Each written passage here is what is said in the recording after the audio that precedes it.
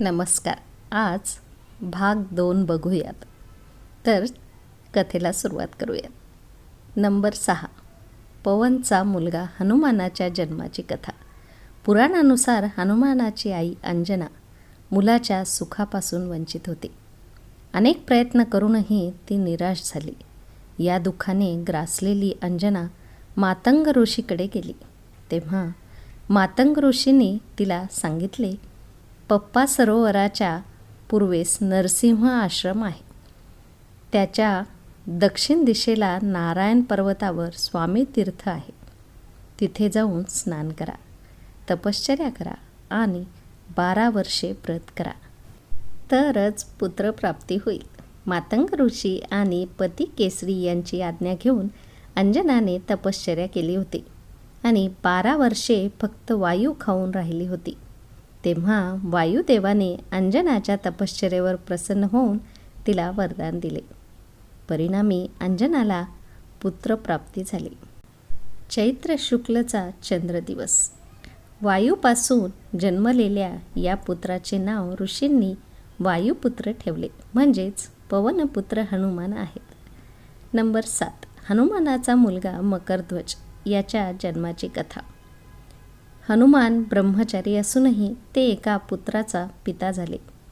हा पुत्र घामाच्या थेंबापासून जन्माला आला होता.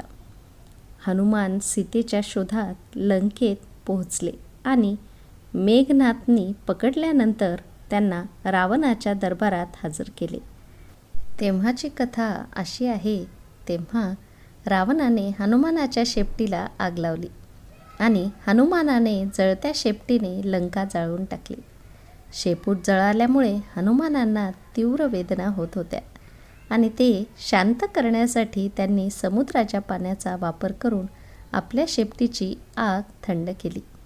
त्यावेळी त्यांच्या घामाचा एक थेंब पाण्यात पडला होता, जो एका माशाने प्यायला होता.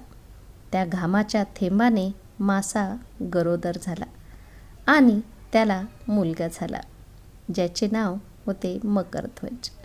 मकरध्वजसुद्धा हनुमानासारखा अत्यंत शूर आणि तेजस्वी होता. त्याला अहिरावणाने पाताळाचा द्वारपाल म्हणून नियुक्त केले होते. जेव्हा अहिरावणने श्रीराम आणि लक्ष्मण यांना देवीला अर्पण करण्यासाठी आपल्या भ्रमाच्या बळावर श्रीराम आणि लक्ष्मण यांना पाताळात आणले होते, तेव्हा श्रीराम आणि लक्ष्मण यांना मुक्त करण्यासाठी हनुमान पाताळात पोहोचले आणि तेथे त्यांची भेट मकरध्वजाशी झाली. त्यानंतर मकरध्वजने हनुमानाला आपल्या उत्पत्तीची कथा सांगितली. हनुमान अहिरावणचा वध करून प्रभू श्रीराम आणि लक्ष्मण यांना मुक्त केले आणि मकरध्वजला पाताळाचा अधिपती म्हणून नियुक्त केले आणि त्यांना धर्माच्या मार्गावर चालण्याची प्रेरणा दिली. नंबर 8. द्रोणाचार्याच्या जन्माची कथा. द्रोणाचार्य हे कौरव आणि पांडव राजपुत्रांचे गुरु होते. द्रोणाचार्याचा जन्म कसा झाला याचे वर्णन महाभारताच्या आदिपर्वात आढळते. एकेकाळी महर्षी भारद्वाज गंगाद्वार नावाच्या ठिकाणी राहत असत. ते खूप मेहनती आणि यशस्वी होते. एके दिवशी महर्षींना घेऊन ते गंगेत स्नान करायला गेले. तेथे त्यांनी पाहिले की घृताची नावाची अप्सरा स्नान करून पाण्यातून बाहेर येत आहे. तिला पाहून त्यांच्या मनात कामवासना उत्पन्न झाली आणि त्यांचे वीर्यपतन होऊ लागले. मग त्यांनी ते वीर्य द्रोण नावाच्या यज्ञपात्रात ठेवले. त्यातून द्रोणाचार्याचा जन्म झाला. द्रोणाचार्यांनी सर्व वेदांचा अभ्यास केला. महर्षी भारद्वाजनी अग्निदेवश्याला अग्निशास्त्राचे ज्ञान आधीच दिले होते. गुरु भारद्वाज यांच्या आज्ञेवरून अग्निवेश्यांनी द्रोणाचार्यांना अग्निशास्त्र शिकवले. द्रोणाचार्यांचा विवाह शरद्वनाची कन्या कृपी हिच्याशी झाला होता. नंबर 9. ऋषीशृंगाच्या जन्माची कथा. ऋषीशृंग हे महात्मा कश्यप यांचे पुत्र होते. महात्मा कश्यप हे अत्यंत तेजस्वी ऋषी होते. तपश्चर्येमुळे त्यांचे अंतःकरण शुद्ध झाले होते. एकदा ते आंघोळीसाठी तलावावर गेले असता उर्वशी अंघोळ करत असताना दिसली. उर्वशी अप्सरेला तिथे पाहून त्यांचे वीर्यपतन झाले आणि ते पाण्यात पडले. एका हरिणीने ते वीर्य पाण्यासोबत प्याले. त्यामुळे ती गर्भवती झाली. साक्षात हरिण ही देवी होती. काही कारणास्तव भगवान ब्रह्मदेवांनी तिला शाप दिला होता की जर ती हरिण जातीत जन्मली आणि ऋषीपुत्राला जन्म देईल तर ती शापातून मुक्त होईल. या शापामुळे महान ऋषी शृंग त्या हरिणीचे पुत्र झाले. ते तपश्चर्येला खूप समर्पित होते. त्यांच्या डोक्यावर एक शिंग होते, म्हणूनच त्यांचे नाव ऋषी शृंग प्रसिद्ध झाले. वाल्मिकी रामायणानुसार राजा दशरथाने पुत्रप्राप्तीसाठी पुत्रकामेष्टी यज्ञ केला होता. हा यज्ञ मुख्यतः ऋषी शृंगाने केला होता. या यज्ञामुळे भगवान श्रीराम, लक्ष्मण, भरत आणि शत्रुघ्न यांचा जन्म झाला. यांचा जन्म कसा झाला ते भाग क्रमांक 1 मध्ये आहे. तर वरती तुम्ही आय बटनवर क्लिक करून तो व्हिडिओ बघू शकता. तर नंबर 10, कृपाचार्य आणि कृपी यांच्या जन्माची कथा. कृपाचार्य हे महाभारतातील प्रमुख पात्रांपैकी एक होते. त्यांच्या जन्माचे संपूर्ण वर्णन महाभारताच्या आदिपर्वात आढळते. त्यांच्या मते शरद्वन हा महर्षी गौतम यांचा पुत्र होता. तो बाणांसह जन्माला आला. धनुर्वेदात जेवढी आवड होती तेवढी त्यांना अभ्यासातही नव्हती. त्यांनी तपश्चर्या करून सर्व शस्त्रे मिळवली. शरद्वनची कठोर तपश्चर्या आणि धनुर्वेदातील प्रावीण्य पाहून देवराज इंद्र खूप घाबरले.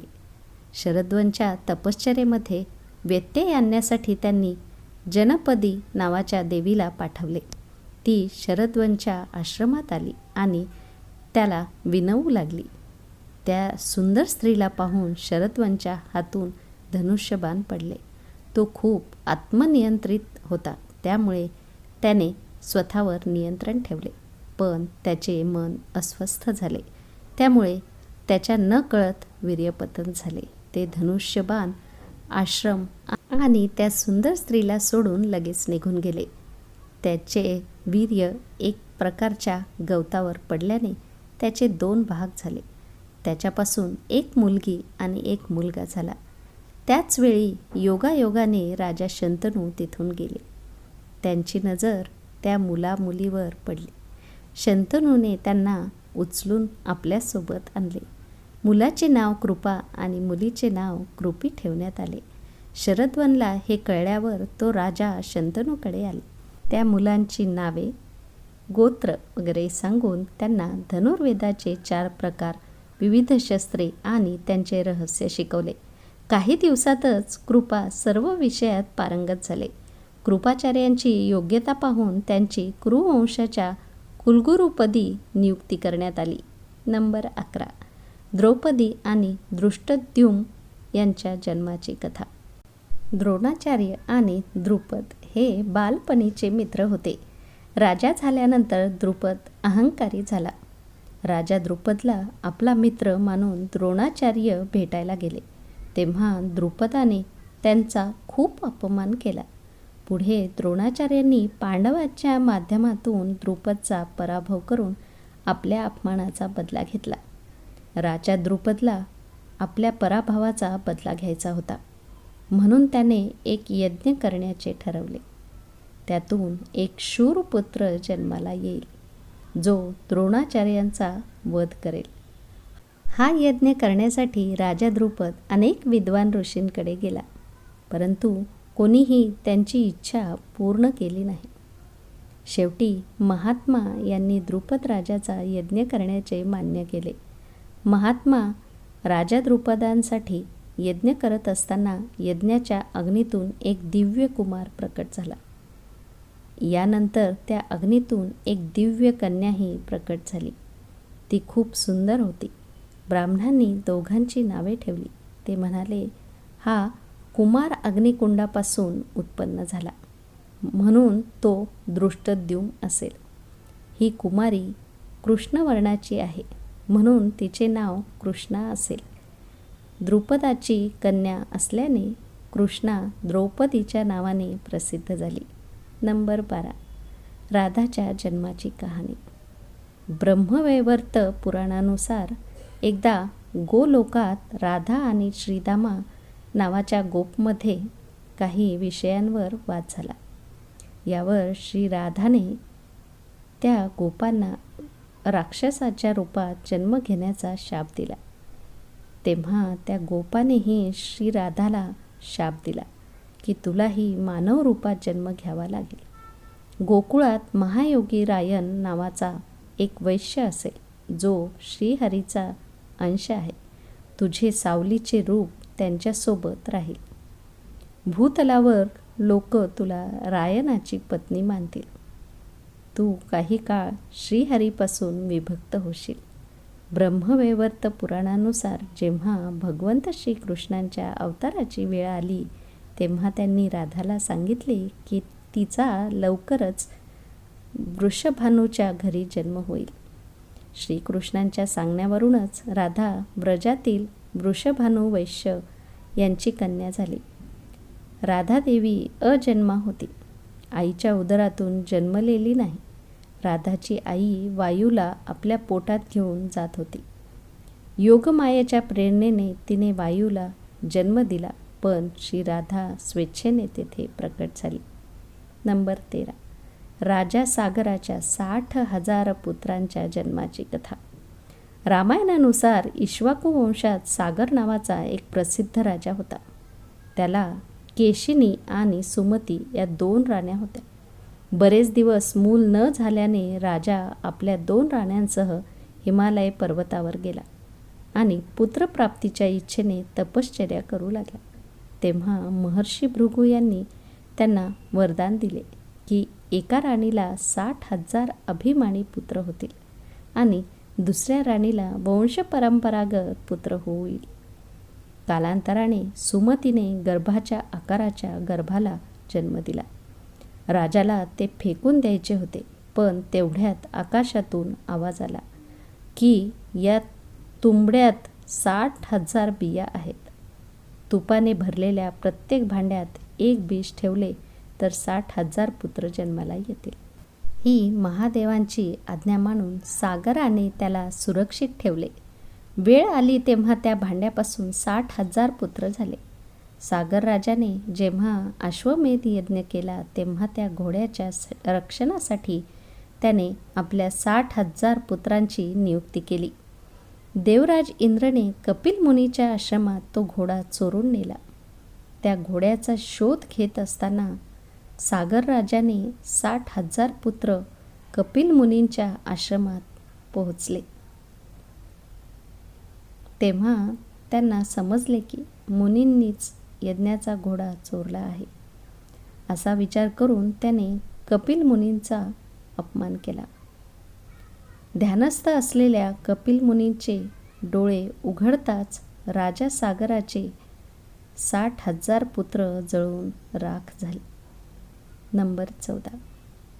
सीतामातेच्या जन्माची म्हणजेच जनक नंदिनीची कथा. भगवान श्रीरामांची पत्नी सीतामाता हिचा जन्मही आईच्या गर्भातून झाला नव्हता. रामायणानुसार त्यांचा जन्म पृथ्वीपासून झाला होता. वाल्मिकी रामायणातील बालकांडात राजा जनक महर्षी विश्वामित्रांना म्हणतात की एके दिवशी यज्ञासाठी जमीन साफ करताना मी शेत नांगरत होतो. त्याचवेळी नांगराच्या पुढच्या भागाने नांगरलेल्या जमिनीतून एक मुलगी दिसली. सीता, नांगराने काढलेली रेषा, म्हणून तिचे नाव सीता ठेवले. माझी मुलगी जी पृथ्वीवरून प्रकट झाली ती हळूहळू मोठी झाली. नंबर 15.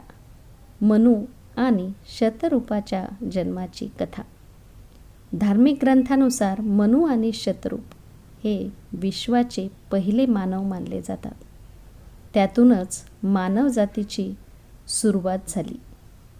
मनूचा जन्म ब्रह्मदेवांच्या मनातून झाला असे मानले जाते.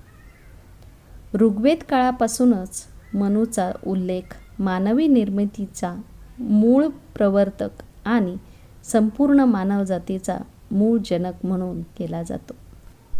त्यांना आदिपुरुष असेही संबोधण्यात आले. वैदिक संहितेतही मनूला ऐतिहासिक व्यक्ती मानले गेले आहे. ते पहिले मानव होते ज्यांना मानवजातीचे जनक आणि सर्व क्षेत्रात मानवजातीचे मार्गदर्शक म्हणून ओळखले जाते. मनूचा विवाह ब्रह्मदेवांच्या उजव्या बाजूला जन्मलेल्या शतकरूपाशी झाला होता. मनू हा धार्मिक लेखकही होता. धर्मग्रंथानंतर धार्मिक आचरण शिकवण्यासाठी आदिपुरुष स्वयंभू मनूने स्मृती रचली, जी मनुस्मृती म्हणून ओळखली जाते. उत्तनपाद हा ज्याच्या घरी ध्रुवाचा जन्म झाला त्याचा मुलगा होता. मनू स्वयंभूचा ज्येष्ठ पुत्र प्रियव्रत हा पृथ्वीचा पहिला क्षत्रिय मानला जातो. त्यांनी मांडलेल्या स्वयंभू शास्त्रानुसार वडिलांच्या संपत्तीत मुलगा आणि मुलगी यांना समान हक्क आहेत. तो धर्मशास्त्राचा मास्टर आणि अर्थशास्त्राचा प्रचेतस मनू मानला जातो. मनुस्मृतीने सनातन धर्माचा आचारसंहितेशी संबंध जोडला होता. नंबर 16. राजा पृथूच्या जन्माची कथा. पृथू हा सूर्यवंशी राजा होता, जो वेनाचा मुलगा होता. स्वयंभू मनूचा वंशज राजा अंगाचा विवाह सुनीता नावाच्या स्त्रीशी झाला होता. वेन त्याचा मुलगा झाला. तो संपूर्ण पृथ्वीचा एकमेव राजा होता. सिंहासनावर बसताच त्यांनी यज्ञ करणे बंद केले. त्यानंतर ऋषींनी त्याला मंत्रपूत कुशांनी मारले, परंतु सुनीताने आपल्या मुलाचे शरीर सुरक्षित ठेवले. राजा नसताना पृथ्वीवर पापे वाढवू लागली. मग ब्राह्मणांनी मृत राजा वेनचे हात मंथन केले. परिणामी एक स्त्री पुरुष जोडी दिसली. त्या पुरुषाचे नाव पृथू आणि महिलेचे नाव आर्ची. आर्ची पृथूची पत्नी झाली. पृथू हा संपूर्ण पृथ्वीचा एकमेव राजा झाला. पृथूनेच खडबडीत जमीन नांगरासाठी योग्य बनवली. नद्या, पर्वत, धबधबे इत्यादी निर्माण केले. राजा पृथूच्या नावावरून या भूमीला पृथ्वी असे नाव पडले. तर मित्रांनो, तुम्हाला ही कथा आवडली असेल तर नक्कीच लाईक आणि शेअर करा. आणि हो, RD स्टोरीजला सबस्क्राईब करायला विसरू नका. पुन्हा भेटूयात उद्याच्या गोष्टीमध्ये.